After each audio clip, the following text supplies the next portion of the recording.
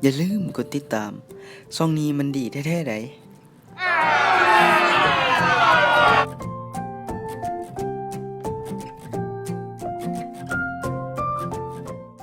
ประโยคทำอีกกับคำว่า what is it มันแม่นหยัง what is that นั่นแม่นหยังทวนคืนอีกทีนึงเนาะ what is it มันแม่นหยัง what is that นั่นแม่นหยัง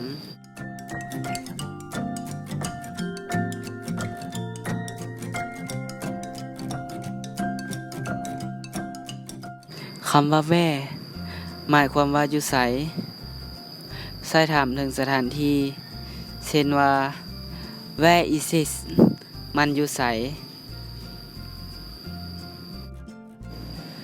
where is your home บ้านเจ้าอยู่ไสทวนขึ้นอีกเทื่อนึง where is it มันอยู่ไส where is your home บ้านเจ้าอยู่ไส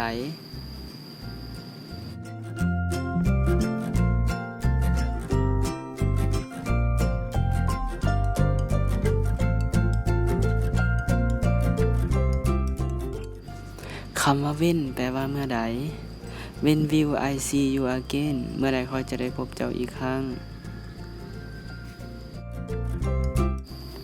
when will you come back เมื่อใดเจ้าจะกลับมาทวนขึ้นอีกเท่านึง when will I see you again เมื่อใดค่อยจะได้พบเจ้าอีกครั้ง when will you come back เมื่อใดเจ้าจะกลับมา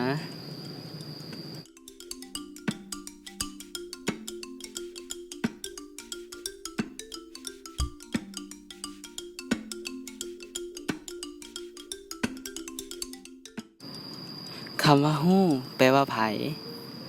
who are you เจ้าแม่นไผ who are they พวกเขาแม่นไผ who is that นั่นแม่นไผทวนขึ้นอีกเทื่อนึง who แปลว่าไผ who are you เจ้าแม่นไผ who are they พวกเขาแม่นไผ who is that นั่นแม่นไผ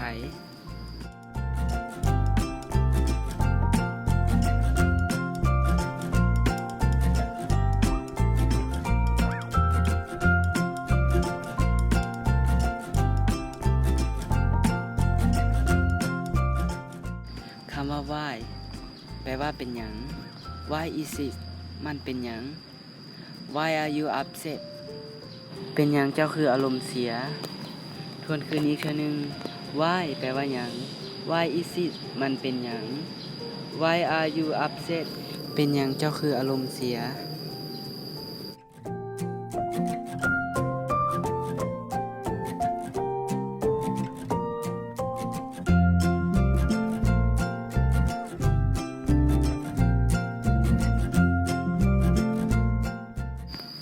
คำว่า how แปลว่าแนวใดหรือใช้ถามถึงสถานการณ์หรือเป็นราคาสินค้าก็ได้ตัวอย่าง how are you เจ้าสบายดีบ่ how much แปลว่าเท่าใด how do you feel เจ้ารู้สึกเป็นแนวใดทวนคืนอีกเทื่อนึง how แปลว่าแนวใด how are you เจ้าสบายดีบ่ how much แปลว่าเท่าใด how do you feel เจ้ารู้สึกแนวใด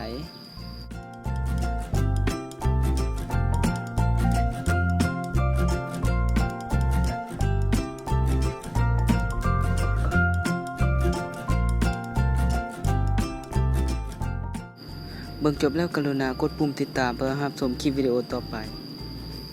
กดแชร์